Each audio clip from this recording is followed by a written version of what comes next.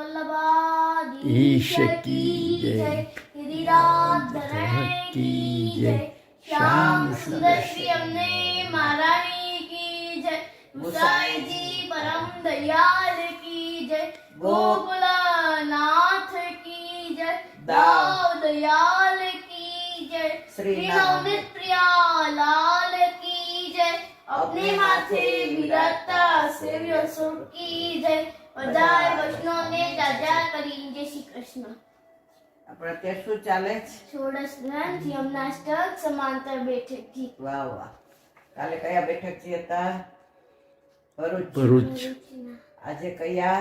ગોધરાના. ગોધરાના. એ પછી એને પેલા હમણાં સત્સંગમાં એક સરસ પ્રસંગ હોય, રસાળ પ્રસંગ, કે ઠાકોરજી ને સ્વામીજી કેવી અદ્ભુત લીલાઓ કરે છે. હવે એકવાર એવું બન્યું કે સ્વામીજીને મળવાનું મન ઠાકોરજીને બહુ થયું. હવે સ્વામીજી રે બરસાનામાં, તો પછી એની સખીઓ બધી જળ ભરવા આવી હતી, યમુના જળ. તો પ્રભુએ કહ્યું કે આ રાધાજીને ખબર છે કે નંદગાંવમાં એક સાંવળી સખી પરણીને આવી છે અને એ નંદ ભવનની આજુબાજુ ફરે છે અને મને એટલો બધો પ્રેમ કરે છે, પણ મને રાધાજી બહુ યાદ આવે. શું કીધું? રાધાજી બહુ યાદ આવે છે. તો રાધાજીને કહેજો ને એ સાવરી સખીને જરા સંભાળી લઈ, સમજાવી દઈ. શું કીધું? રાધાજીને કહેજો ને જરા એ સખી સંભાળી લે. હા, સમજાવે. કારણ કે પાછળ પડી છે, નંદ ભવનથી દૂર જાતી જ નથી. તો લલિતા, વિશાખા, સુભગા, કેતકી, સંજાવલી રહી બધી બરસાને આવીને રાધાજી પૂછ્યું, શ્યામ સુંદર મેળાતા? કઈ પૂછતા હતા? તમારા બેડલા ચડાવ્યા? કદમના વૃક્ષ ઉપર બિરાજતા હતા? એટલે કે આજ તો શ્યામ સુંદર બહુ તમારી ચિંતા કરતા હતા. એ કે શું થયું? કે નંદગાંવમાં એક સાંવરી સખી પરણીને આવી છે અને એ નંદગાંવમાં નંદબાવાના મહેલની આજુબાજુ ફરે છે, કે ક્યાંય દૂર જાતી જ નથી. તો હવે બહુ એ કે શ્યામ સુંદરને ચિંતા થાય છે કે મારે બહાર નીકળવું હોય પણ આ સખી મારાથી દૂર જાય તો હું બહાર નીકળું ને. એ કે બસ આખો દી કે નંદ ભવનની આજુબાજુ આટા મારે. રાધાજી કે હો એવી વાત છે કે ચલો આજ તો આપણે બધા કે જઈએ ગોકુળ અને નંદ ભવનની આજુબાજુ જોઈ કોણ છે સાવરી સખી. રાધાજી, લલિતાજી, વિશાખા, સુભગા, કેતકી ને ચંદ્રાવલી ને બધા આવ્યા. તો 16 શણગાર સજેલી અને સુંદર વસ્ત્ર આભૂષણ ધારણ કરેલી ઓલી સખી ફરે અને શું બોલે? માખણ લો કોઈ, ગોરસ લો, મીઠું છે, મધુરું છે, સુંદર છે, સરસ છે, ગાયનું છે. એટલે બધા કે આને ખબર નહીં હોય કે નંદ બાવાના ઘરે તો 9 લાખ ગાયો છે. કેટલી? 9 લાખ. હવે એને આટલા ગોરસની જરૂર છે? પછી રાધાજી આવ્યા. એ કે સખી શું ગોતસ આમ ચારે બાજુ? એ કે કાંઈ નહીં, તમારું કામ નહીં, તમે જાઓ. એ કે હું તો એ કે ના ના, આવી રીતે તો નંદ ભવનની આજુબાજુ આમામ આમામ જોતી ફરસ. તો કે મારો હિરલો ખોવાઈ ગયો. શું કીધું? હિરલો ખોવાઈ ગયો. એ કે એમ ક્યાં ખોવાનો? એ કે નંદ ભવનની આજુબાજુ ખોવાઈ ગયો છે. કે એ કે હાલ અમે ગોતાવડાવી. એ કે તમે કેવી રીતે ગોતાવશો? હિરલો કેવો હતો, કેવો ચમકતો હતો, એનો આકાર કેવો હતો, એ તમને કેવી રીતે ખબર પડે? એટલે તમે તમારા ઘરે જાઓ, હું ગોતી લઈશ. શું કીધું? તમે તમારા ઘરે જાઓ, હું ગોતી લઈશ. રાધાજી કે હવે તો જવાય જ નહીં. પછી કે લાવ તારો હિરલો શોધ. એ કે ના ના, તમારી જરૂર જ નથી કે હિરલો શોધવાની. કે તો પછી કે ચાલ સખી મારા ઘરે તને હિરલો શોધવામાં કાલે અમે મદદ કરશું. એ કે તો કે ના, મારે તો હિરલાના દર્શન. એ કે હિરલાના દર્શન? પછી સાચું બોલી ગઈ કે અહીંયા શ્યામ સુંદર એ છે ને, એ મને એકવાર મારે ને એની નજર મળી ગઈ તો મને એટલા બધા વાલા લાગે છે, એટલા બધા વાલા લાગે કે હવે મારે એના દર્શન ન થાય, મને મળે નહીં ત્યાં સુધી મારે ઘરે જવું નહીં, ખાવું નહીં, પીવું નહીં, બોલવું. બસ હું તો અહીંયા આજુબાજુ ફરીશ, એકવાર એમની ઝલક મળી જાય. રાધાજી કે અત્યારે તો હવે પાછલે બારણેથી ગાયો ચરાવવા ગયા છે. ક્યાં ગયા છે? ગાયો ચરાવવા પાછળ. હા, એટલે સાંજે આવશે. એટલે ચલ ઈ કે હું તને સાંજે મારા ઘરે ચાલ, ત્યાં સુધી હું તને એની વાતો કરીશ. એ ક્યાં જાય છે, ગાયો કેટલી હોય છે, એની સાથે ગ્વાલ બાલ કેટલા હોય છે, આપણે બધી વાતો કરશું. ત્યાં સાંજે પડી જશે. ઓલી કે પછી સાંજે મને દર્શન, હા ઈ કે સાંજે તમે ચોક્કસ દર્શન કરાવશો ઈ કે. એટલે પછી ઈ તો આવી. એટલે પછી પૂછે કે શ્યામ સુંદર ક્યારે આવશે, હિરલો ક્યારે મળશે, શ્યામ સુંદર ક્યારે આવશે, હિરલો ક્યારે મળશે, શ્યામ સુંદર ક્યારે આવશે, હિરલો ક્યારે મળશે. બધા સમજી ગયા તો હારી ગાંડી થઈ ગઈ છે, હવે આને કરવું શું? ત્યારે લલિતાજીએ કીધું કે સાંભળ રાધે, ત્યારે જો તું છે ને શ્યામ સુંદરનો વેશ ધારણ કરી લે. બાજુબંધ ને બેરખા ને પોચી ને અણવટ ને વિછ્યા ને લર ને તોરા ને પટકો ને ઉપરણો ને અને હાથમાં બંસી લઈ લે, વાંકડિયા વાંકડિયા કેશ ને. એટલે ઈ કે તને અમે તું પછી અમે બધા ગોવાળ બની જાય. સ્વામીજીને શું કહ્યું રાધાજીને કે તું શ્યામ સુંદર બની જા અને અમે બધા ગોવાળ બની જઈએ. અને પછી ગાયો લઈને આવીએ અને આને દર્શન કરાવી દઈએ એટલે આનું ચિત્ત ઠેકાણે આવી જાય કે નહીં તો આ તો ગાંડી થઈ જશે. સ્વામીજી તો એટલા સરસ તૈયાર થયા ને એમણે તો પટકો પહેર્યો ને ધોતી પહેરી ને શૃંગાર કર્યા ને વાળ વાંકડિયા વાંકડિયા અંબોડો લીધો ને અરે બધા ગયા તો સારું શ્યામ સુંદર તો કાળા અને આ તો રાધાજી તો રૂપાળા. તો એ કે કાંઈ વાંધો નહીં કે આને તો ખાલી એક ઝલક જ જોઈતી ને એટલે આને આપણે આ દર્શન આપતું એટલે રાજી થઈ જશે. અને પછી ત્યારે લલિતાજી ન બોયના ગોવાળ એ આની પાસે બેઠા. કોની પાસે? ઓલી સાવરી સખી સાથે. તો પછી એણે કહ્યું જો હવે સાંજ પડી છે, સાંજનો સમય થયો છે, ઠાકોરજી ગ્વાલવાલ સાથે ગાયો ચરાવી આવી રહ્યા છે, ચારે બાજુ ગાયો છે, માથે ઠાકોરજી મોરપીઠ ધારણ કર્યું છે, ગળામાં ગુંજાની માળા છે, કાનમાં કરાયણા ફૂલ છે, ઈયો ઈયો ઈયો બોલતા આવી રહ્યા છે. ગાય આગળ છે, પાછળ છે, આ બાજુ છે, આ બાજુ છે, ગાયો પ્રભુને અનુસરે છે ને આવી રહી. તો પછી જેવા દર્શન થયા તો પેલી સખીને તો યાદ ન રહ્યું કે ઠાકોરજી સાવરા કે રૂપાળા. એ તો જોઈને આમ ભીટી પડી. શું થયું? હવે આ સાવરી સખી ભેટી પડી તો રાધાજી ઓળખી ગયા. તો આ તો સાવરી સખી તો કૃષ્ણ છે, શ્યામ સુંદર છે, એ તો કોઈ સખી નથી. પણ મારી સાથે મળવા માટે થઈ મને આલિંગન કરવા, રંભન પરિરંભન ચુંબન કરવા પ્રભુએ આવી નટખટ લીલા કરી હતી.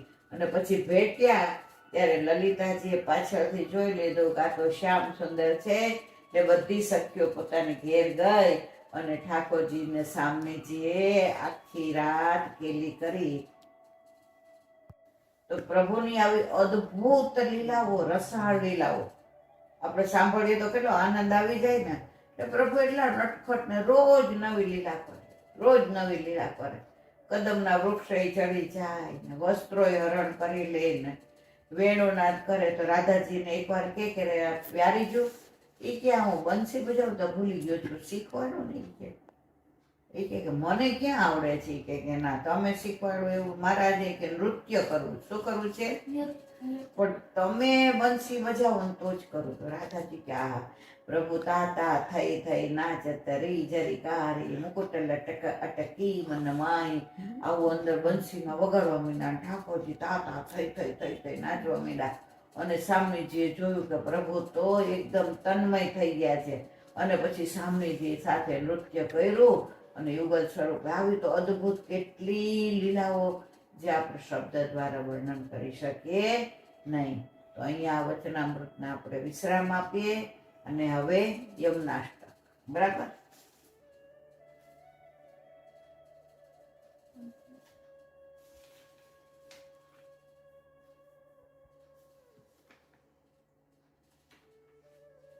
હવે જો નમોસ્તુ યમને સદા તવ ચરિત્રમાત્યદ્ભુતમ ન જાતુ યમ યાતના ભવતિ તે પયપાનત યમોપી ભગિની સુતાન कथमुहन्ति दुष्टानपि प्रियो भवति सेवना तव हरे यथा गोपिका.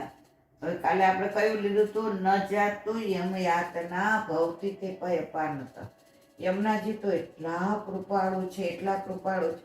હમણાં ઓલા ગ્રંથમાં વાંચ્યું છે, મેં કોઈ દિવસ વાંચ્યું નથી, સાંભળ્યું નથી. તો કે એકવાર વ્યાસજી પોતાના આશ્રમમાં બિરાજતા હતા. વ્યાસજી કોણ? જેણે 18 પુરાણ ને ભાગવત લખ્યું છે. તો એમ કરતા કરતા બેઠા સમાધિમાં. તો એણે જોયું કે ઠાકોરજી વિહવળ છે અને વિરહ કરી રહ્યા છે. કોનો? સામનેજીનો. તો પછી યમુનાજીએ જોયું કે પ્રભુને વિરહ થઈ ગયો. આ બધા દર્શન વ્યાસજીને શેમાં થતા હતા? સમાધિમાં.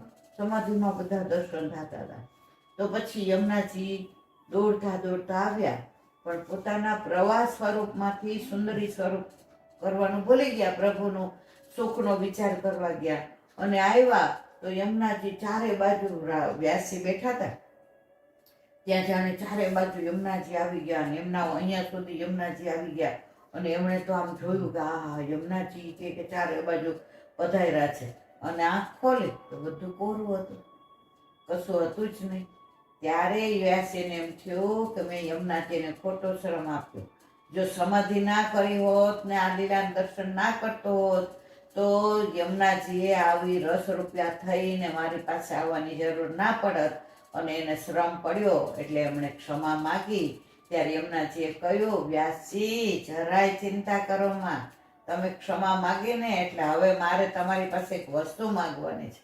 કે શું? કે તમારા દ્વારા મારે અદ્ભુત ગ્રંથ પ્રાગટ્ય કરાવવાનું છે. શું કીધું? અદ્ભુત ગ્રંથ પ્રાગટ્ય. તો પછી વ્યાસજી રાજી થઈ ગયા અને એમણે કયો અદ્ભુત ગ્રંથ પ્રાગટ્ય કર્યો? ભાગવતજી. ભાગવતજી વલ્લભે જો ટીકા લખી છે સુબોધિનીજીમાં. તો એવું કહેવાય છે કે ભાગવત છે ઠાકોરજીનું વાંગ્મય સ્વરૂપ છે. શું? ભાગવત છે ઠાકોરજીનું છે, વાંગ્મય સ્વરૂપ છે. વાંગ્મય સ્વરૂપ. અને સુબોધિનીજી વલ્લભનું. હા, વલ્લભ કોણ છે? રાધાજી. રાધાજી. તો રાધાજીનું વાંગ્મય સ્વરૂપ કયું છે? સુબોધિનીજી. તો એની અંદર જો ક્યાંય રાધાજીનું નામ નથી. આજે હું મારા માટે લખું તો મારું નામ લખાય મારે ક્યાંય? તો ક્યાંય ભાગવતની અંદર એ સુબોધિનીજીની અંદર પણ અંદર જે વલ્લભે સુબોધિનીજી લખી છે એમાં એક એક શબ્દનો અર્થ સમજાવ્યો છે આપણને. 7 રીતે ભાગવતનો અર્થ કર્યો છે. કેટલું? 7 રીતે. 7. અને ઠાકોરજીના 8 સ્વરૂપ. હા, તો કયા કયા ખબર છે? જો આમ તો કેટલાય બધા, પણ વલ્લભની એક જ મોટી વિશેષતા કે 7 પાછા અર્થ કરીને એક જ અર્થ પ્રમાણમાં આપ્યો છે. એમાં અક્ષરાર્થ, વાક્યાર્થ, પ્રકરણાર્થ, શાસ્ત્રાર્થ, પછી ભાગવતાર્થ, આ 7 અર્થ કર્યા અને એ પ્રમાણેનો એક જ અર્થ કરીને આપ્યો. એટલે સુબોધિનીજી માટે તો આપણે શબ્દો દ્વારા વર્ણન કરી શકીએ નહીં. તો આપણે આ શેની વાત કરતા હતા? યમુનાજીની. એ યમુનાજીનું ચરિત્ર કેવું અદ્ભુત છે. પછી અહીંયા શું કીધું? ન જાતું યમ યાતના ભવતી તે પયપાનત. યમુનાજીનું તો ખાલી પાન કરવું જ. તમે અમૃતનું પાન કરો ને, હજારો લીટર અમૃત કરો ને, એટલું એ નથી. એનું એટલું જળનું મહત્વ છે કે તમે ખાલી યમુનાજીનું એક માનકોલ લઈ લો ને તો તમારો ઉદ્ધાર થઈ જાય. તમારે પછી બીજું કઈ કરવાની જરૂર રહે નહીં. એટલે ત્યાં ભાઈ બીજે કેટલી બધી ગેરદી હોય, પણ આપણામાં તો સ્નાન નહીં. આપણામાં શું કરવાનું? પાન. યમુના પાન, ગંગા સ્નાન, સરસ્વતી, નર્મદા દર્શન. વાહ ભાઈ વાહ, ભાઈ વાહ, બહુ સરસ, બહુ સરસ. તો ન જાતું યમ યાતના ભવતી તે પયપાનત. તો તમે જો તમે લીલી પરિક્રમા કરવા જાવ ને તો નિયમ કોના તટ ઉપર લેવાનો ખબર? યમુનાજીનો તટ. હવે બીજે ક્યાંય નહીં. કેમ યમુનાજીના તટ ઉપર? કારણ કે ઠાકોરજી કોને વશ છે? યમુનાજી.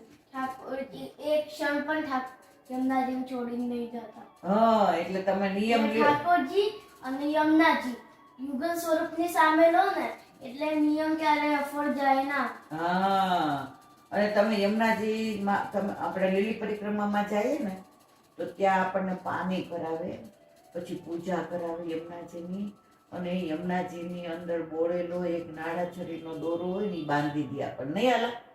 તમે જ્યારે લીલી પરિક્રમા કરવા જાઓ ને, આપણે જાશું, તારી ઈચ્છા બહુ છે ને તારી દીદીની, નહીં દીદી? એટલે આપણે જઈશું, બરાબર? તો તમે જ્યારે નિયમ લ્યો ને એટલે દોરો બાંધી દે. એ યમુનાજીમાં તમે સ્નાન કરાવે, પાન કરાવે અને દોરો બાંધી દે. તમે 40 દિવસ સુધી તમે ગમે એટલું ચાલો, ગમે એટલા રાસ લ્યો, ગમે એટલું દોડો, તમે તમારા પાલમાં ગમે એવી તકલીફ પડે પણ તમને કાંઈ તકલીફ પડે નહીં, કારણ કે યમુનાજીએ તમને બાંધી દીધા કે આ મારા જીવને પ્રભુ આપના વ્રજમાં ક્યાંય વિઘ્ન આવવું જોઈએ નહીં. અને તમને થાકે ન લાગે. તમે સવારે એટલું બધું ચાલ્યા હો ને તમને એમ થાય કે હવે કાલ તો ગાડીમાં જ જવું છે. બપોરે જેવા તમે પ્રસાદ લઈને થોડો આરામ કરો અને ઉઠો એટલે તરત એમ હાલો રાસ ગરબામાં જઈએ, ચલો વચનામૃતમાં જઈએ. આ યમુનાજીની આપણા ઉપર એટલી કૃપા છે. તો યમુનાજીનું તો શું કીધું છે કે દરેક સંયોગ લીલા યમુનાજીની કિનારે છે. એટલે અને ઓલી બધી ગોપીઓને જે સુખ મળ્યું તો એ બધું જ સુખ યમુનાજીને મળ્યું છે. એટલે આપણે ખાલી પાન કરીને તો બધું જ સુખ મળી જાય. બધી લીલાય થઈ છે તો આપણને દર્શન પર થઈ જાય. આ વલ્લભે કના નેત્રમાં યમુનાજળ છાંટ્યું હતું ને એમને ચરણામૃત છાંટ્યું હતું ને એમને વ્રજલીલાના દર્શન થતા. પેલા ગોકુળની અંદર પેલા તપસ્વીને. હા, એટલે પછી એમની ઓલી વાર્તા હતી ને જેમાં બેઠકજીની નીચે એમના ખોદીને નવું કરવાનું. હા, એ આ ગોકુળની અંદર દ્વારકાધીશ મંદિરની અંદર. તો યમુનાજીની તો આટલી કૃપા છે. તમે જો ગમે ત્યારે આખી દુનિયા ડૂબી જાય ને પણ વ્રજ નહીં ડૂબે. વ્રજને કશું થાય નહીં, કારણ કે ત્યાં ઠાકોરજી, હા, યમુનાજી છે, વિરાટજી છે. હા, એટલે ત્યાં તો ઇન્દ્રએ કેટલો પ્રયત્ન કર્યો કે વ્રજને ડૂબાડી જ દો, ડૂબ્યું જ નહીં. કારણ કે ઠાકોરજી હતા ને ત્યાં, ઠાકોરજી હતા, પછી ગિરિરાજજી. જ્યારે યમુનાજીને ત્યારે બહુ શ્રમ પડ્યો હશે ને, જ્યારે ઇન્દ્રએ બધું કર્યું હતું એમનું સ્તર બહુ ઉપર આવી ગયું હશે. હા, પણ ઠાકોરજી હોય એટલે પાછું એ સ્તરે આમ દ્રષ્ટિ કરે એટલે ત્યાં જ રહે. કારણ કે યમુનાજી કોના પ્રિય છે? ઠાકોરજીના. એટલે ઠાકોરજીએ કોઈ શ્રમ જ ન પડવા દીધો. ગિરજ ધારણ કર્યો તો 7 દિવસ સુધી બધા આમ ઠાકોરજી વેણું વાગે બધા રાસ કરે, ગરબા ગાય અને આનંદ પ્રમાનંદ. કોઈ ખાવાનું નથી માંગ્યું, કોઈ નાવાનું નહીં, કોઈ પાણી નહીં. ઠાકોરજીની સામે જુએ અને બધા એ 7 દિવસ સુધી લીલામાં રહ્યા. કોઈને એવું કહેવાય છે, સુબોધિનીજીમાં કંઈક વાક્ય વલ્લભે લખ્યું છે કે ગાયનું શિંગડું હોય ને એ શિંગડાનો ખૂણોય પડેલો નથી. આટલો અનરાધાર વરસાદ ઇન્દ્રએ મોકલો. આનર્વર્ત, મેઘવર્ત, સંવર્તક, કેટલા વાદળોના મોકલા કે વ્રજને ડૂબાડી દો, વ્રજને બહાવી દો. આ ગિરિરાજજીને તો આખો બહાવી દો. પણ ઠાકોરજીએ કેટલી અદ્ભુત લીલા કરી કે ટચલી આંગળીના નખ ઉપર ગિરિરાજ ધારણ કર્યો. કોઈનું ગાયના પેલા શિંગડાનું એક આટલું બી પલડું નહીં. કેટલી રક્ષા કરી હશે. એટલે ઠાકોરજી, યમુનાજી, ગિરિરાજજી, વલ્લભ, ગુસાઈજી બધા એક જ સ્વરૂપ છે. એમાં ક્યારેય ભેદ આપણો રૂવો છે ને આપણો એટલું નથી પલળ્યું કોઈને. હા, બસ બિલકુલ બરાબર. હવે આજે યમુનાષ્ટકનું અહીં પૂરું કરીએ. હવે બેઠકજી. કયા બેઠકજી આજે? ગોધરાના બેઠકજી. વલ્લભ ભરૂચથી ક્યાં પધાર્યા?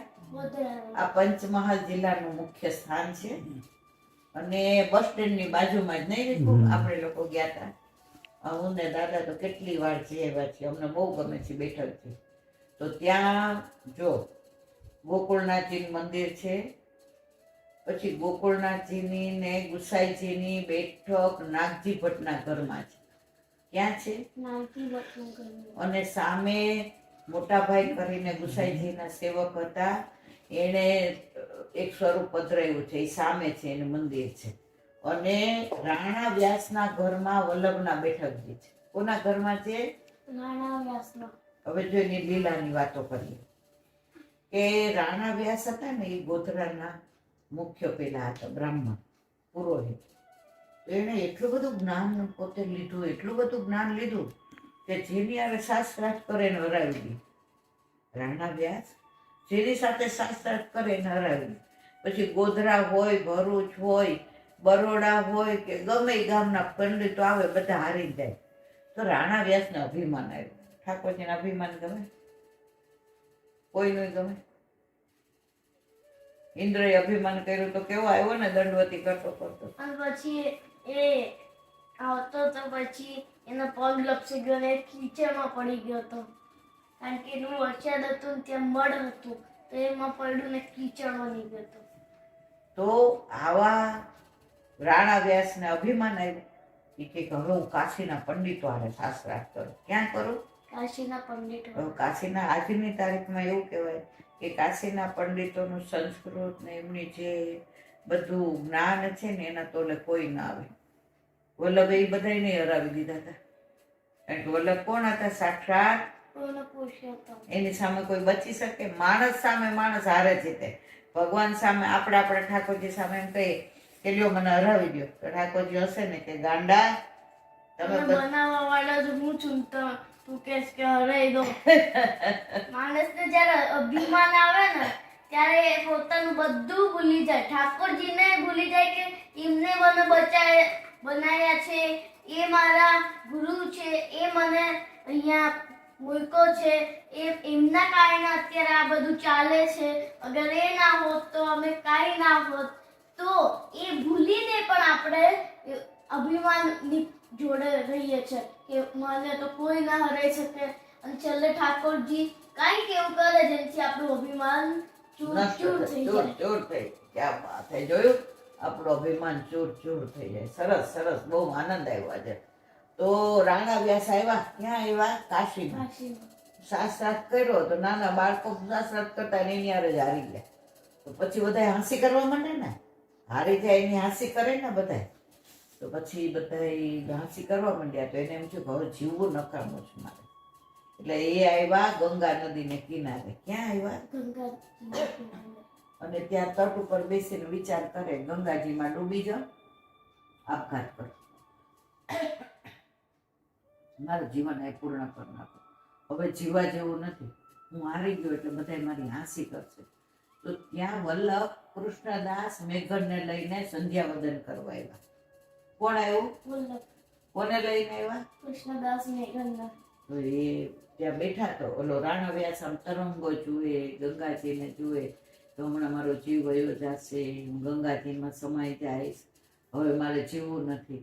ત્યાં કૃષ્ણદાસ મેઘને વલ્લભને પ્રશ્ન કર્યો. શું કીધું? હે મારા વાલા વલ્લભ, ગંગાજીમાં કોઈ આપઘાત કરે તેનો મોક્ષ મળે? હવે કોના અનુસંધાનમાં? તો આના રાણા વ્યાસના. તો વલ્લભે કહ્યું, જો આપઘાત ગમે ત્યાં કરે એને 7 જન્મ આપઘાત કરવો પડે, એને મોક્ષ મળે નહીં. હવે આવું બધી ચર્ચા કરી ને આ કોણ સાંભળે? રાણા વ્યાસ. તો રાણા વ્યાસને એમ થયું, ઓ બાપા, મોક્ષ તો ન થાય ને 7 જન્મ સુધી મારે આપઘાત કરવો પડે. તો એને એમ થયું કે આ તો સાક્ષાત પૂર્ણ પુરુષોત્તમ છે. દંડવત કરીને કે મારા વાલા મને શરણે ગયું. અને પછી કે જા ગંગાજીમાં સ્નાન કર્યા. અને સ્નાન કરી આવી અને એને બ્રહ્મ સંબંધ આપ્યું. કોને? રાણા વ્યાસને. અને એને કયો ગ્રંથ શીખવાયો ખબર છે? ચતુશ્લોક. સર્વદા સર્વભાવેન ભજનીયો પ્રજાતિપત. આપણે 16 ગ્રંથમાં એ આવશે કે વલ્લભે એક જ સમજાવી દીધું, તારું ધર્મ, અર્થ, કામ, મોક્ષ ચારે શું છે? ઠાકોરજીની સેવા, ઠાકોરજીના દર્શન, ઠાકોરજીના શ્રૃંગાર અને ઠાકોરજીની સન્મુખતા. તારે બધું આની અંદર આવી જાય છે. મર્યાદા માર્ગમાં ધર્મ, અર્થ, કામ અને મોક્ષ જુદા જુદા હશે. તારો ધર્મ, અર્થ, કામ, મોક્ષ બધું ઠાકોરજીમાં આવી જાય છે. ત્યારે રાણા વ્યાસે કહ્યું કે પ્રભુ મારે ગામ પધારશું. તો કે તારું ગામ કયું? તો કે ગોધરા. વલ્લભે કે અવશ્ય આવીશ. ને વલ્લભ ત્યાં પધાર્યા. ક્યાં? ગોધરામાં. અને ત્યાં 7 દિવસનું પારાયણ કર્યું અને 3 દિવસ સુધી વેણુ ગીત ઉપર કર્યું વિવરણ. શેના ઉપર? વેણુ વેણુ ગીત શું છે? સુબોધિની ચિહ્ન રાસ પંચાધ્યાયનો એક ભાગ છે અને એટલું રસમય. વેણુનો અર્થ શું? વેણુ ઠાકોરજી કેમ વગાડે છે?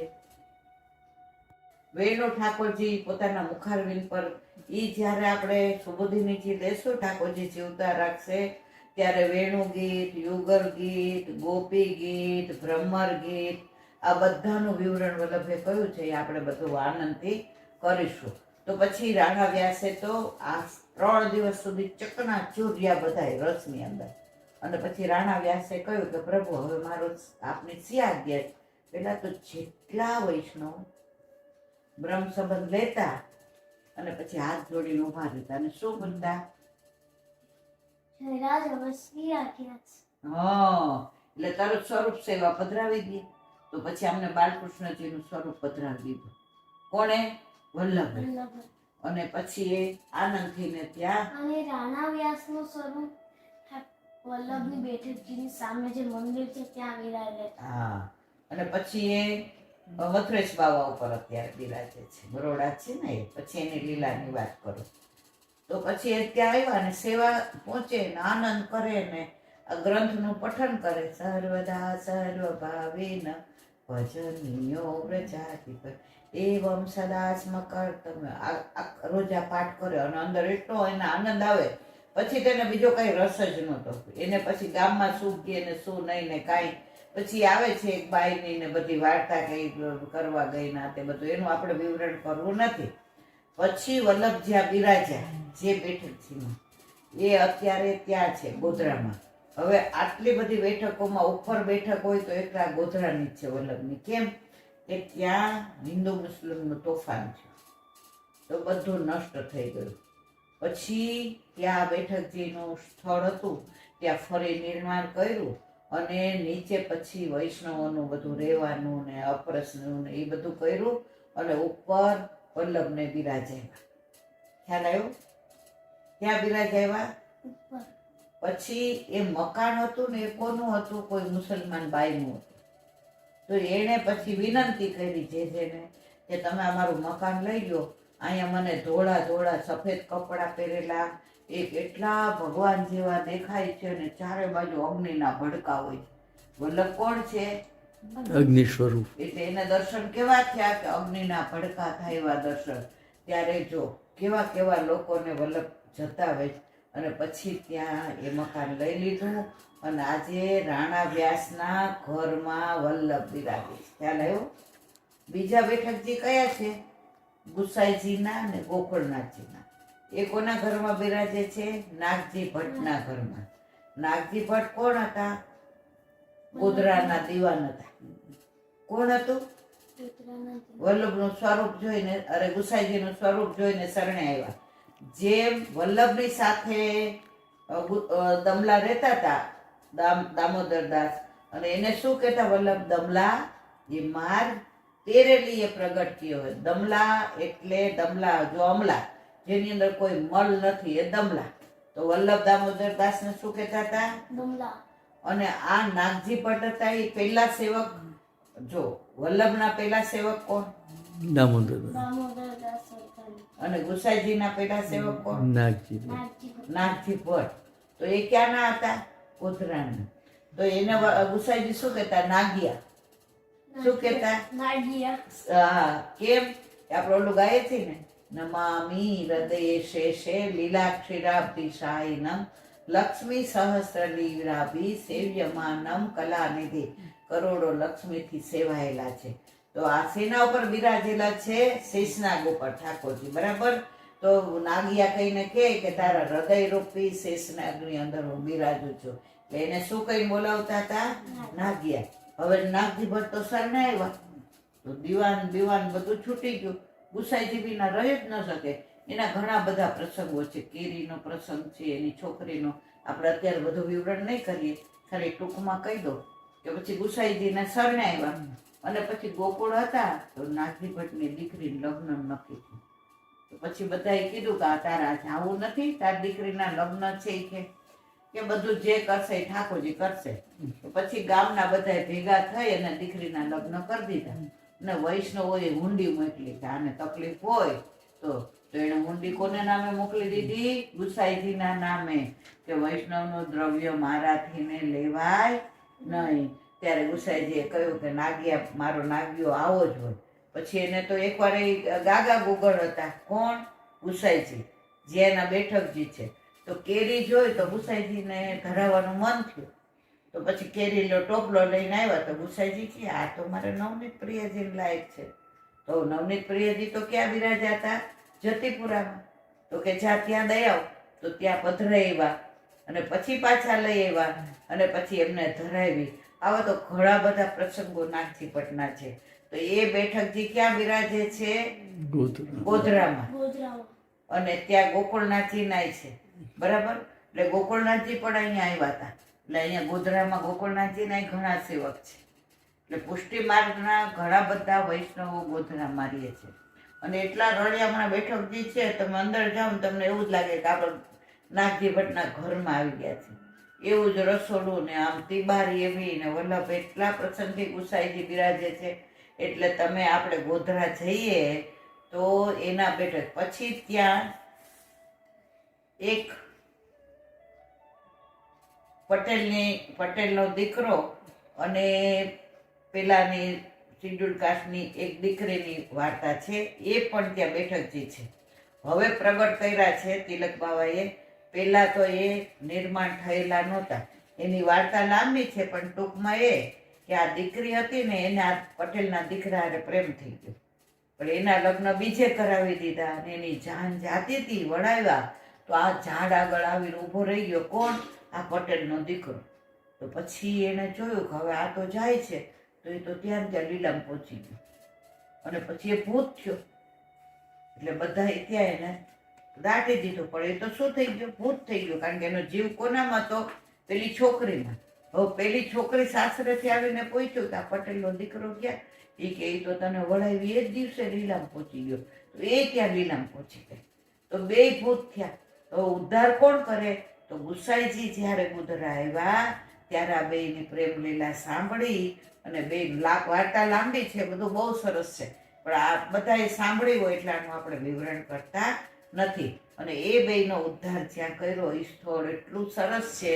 અત્યારે તિલક બાવાએ એટલું સરસ ત્યાં પ્રગટ કર્યું છે અને ત્યાં ગોધરામાં બિરાજે છે. એટલે ગોધરામાં જો વલ્લભના બેઠકજી, ગુસાઈજી ને ગોકુળનાથજીના બેઠકજી, સામે મોટા ભાઈએ જે સ્વરૂપ પધરાયું છે એ બેઠકજી, પછી આ પટેલના દીકરાના ને પેલી દીકરીના બેઠકજી અને ગોકુળનાથજીનું મંદિર.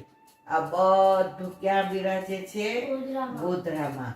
એટલે આપણે ગોધરામાં બધા બેઠકજીએ દંડવત કરીએ. આ મારા વલ્લભ. તો આ બધા બેઠકજી ક્યાં બિરાજે છે? અને ગોધરાના પ્રસંગો તો એટલા બધા છે. એવું કહેવાય છે કે એક જે પધાર્યા હતા ગોધરા. ક્યાં? નામ દેવાની ના પાડી છે, પણ મને એક વૈષ્ણવે કીધું કે આ તો ઘણા વર્ષો પહેલાની વાત છે. તો એ જે આવ્યા પધાર્યા અને પછી એ સ્નાન કરીને અપરસમાં વલ્લભના બેઠકજી પાસે ગયા. તો એ શ્રૃંગાર કરતા વલ્લભને કરવા જતા હતા. તો શ્રૃંગારની પેટી વલ્લભના બેઠકજી પર પડી. તો સાક્ષાત વલ્લભ છે એમાંથી લોહી નીકળવા માંડ્યું. શેમાંથી? વલ્લભના બેઠકજીમાંથી. એટલે વલ્લભ સાક્ષાત બિરાજે. તો એ ત્યારે મુખિયાજી હતા ને, શ્રૃંગાર કોણ કરતું હતું? એ જે કરતા હતા. તો એને મુખિયાજીને કહ્યું કે હળદર લાવજો, હળદર. તો મુખિયાજીને એમ થયું શ્રૃંગારમાં શું હળદરની જરૂર હશે? તો મુખિયાજી સમજી ગયા કે આપણે પૂછાય ને, આપણે આજ્ઞા થયા હોય ને, એ જ આપણે કેવું છે, જે આપણને આજ્ઞા કરે હવે તમે બહાર જાઓ, તમારે અહીંયા ઊભું નહીં રહેવાનું, તો આપણે પૂછાય નહીં. આપણો જેટલો અધિકાર હોય એટલું જ મળે. પછી આપણે વીરસા ન કરે કે આને અંદર આવવા દીધા, આને. આપણો અધિકાર હોય એટલું જ આપણને મળે. આપણી પાત્રતા ન હોય તો આપણને ન મળે. તો પેલા વૈષ્ણવ હતા ને એ અંદર ઝારીજી ભરવા માટે સ્નાન કરવા ગયા હતા. તો પછી એકલા જ હતા આ વૈષ્ણવ હતા ને. તો એણે જોયું કે બેઠકજીમાંથી લોહી ધોળ નીકળે. તો જે પછી આમ કરી અને હળદર લગાડી દીધી, આમ દાબી દીધી અને લોહી બંધ થઈ ગયું.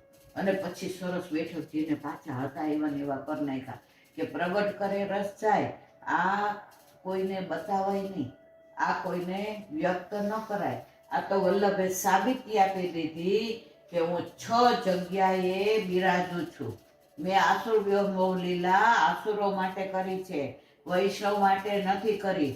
હું બેઠકજીમાં બિરાજું છું, વલ્લભકુળમાં બિરાજું છું, 16 ગ્રંથમાં બિરાજું છું, ઠાકોરજીના મુખારવિંદમાં બિરાજું છું, ચરણારવિંદ જેને પધરાવી દઉં એનામાં બિરાજું છું, હસ્તાક્ષરમાં બિરાજું છું. આ બધામાં હું સાક્ષાત બિરાજું છું. પછી ઓલા બેન જોઈ ગયા હતા એ તો આમ આભા બની, હા આ વલ્લભ સાક્ષાત બિરાજે અને હું તો આટલું બધું ધારણ નહીં કરી શકું. પછી એ તો જે પાસે આવ્યા તો જે કીધું કે પ્રગટ કરે રસ જાય, આ વાત અહીંયા જ દાટી દેવાની, કોઈને કહેવાની નહીં. પણ એ બેનને અમારા જેવા 2-4 વૈષ્ણવ બહાર બેઠા હતા એને અમને કહી અને અમે પછી જારીજી ભરી ત્યારે અમને એટલો આનંદ આવ્યો કે આપણા વલ્લભ બેઠકજીમાં સાક્ષાત બિરાજે છે, એમાં કોઈ શંકાને સ્થાન નથી. આ અમારા વલ્લભની વાણી અને ભૂલો એમાં. બોલો વલ્લભાધીશ કી જય. શ્રીમદ ભાગવત અને મારા दंडवत प्रणाम करूँ छू।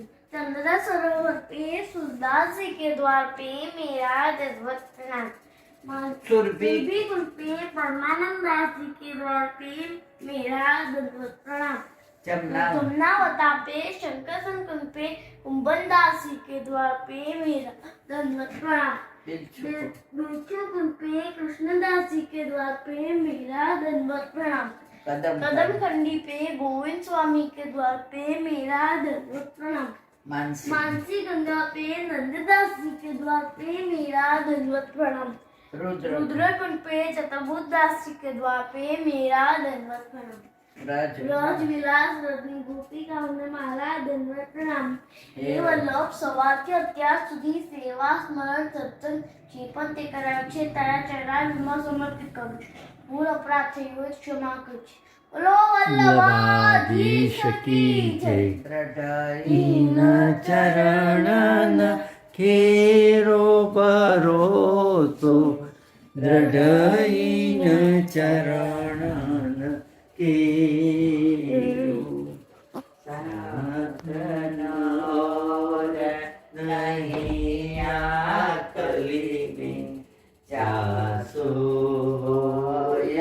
निवेरो सूर्य का करे दिव्याधरो बिना मोल को चेरो भरोसो दृढ़ चरणन केरो साधन और कली में चासो सूर्य का कहे विविध अंदरो बिना मूल को चेरो भरोसो दृढ़ चरण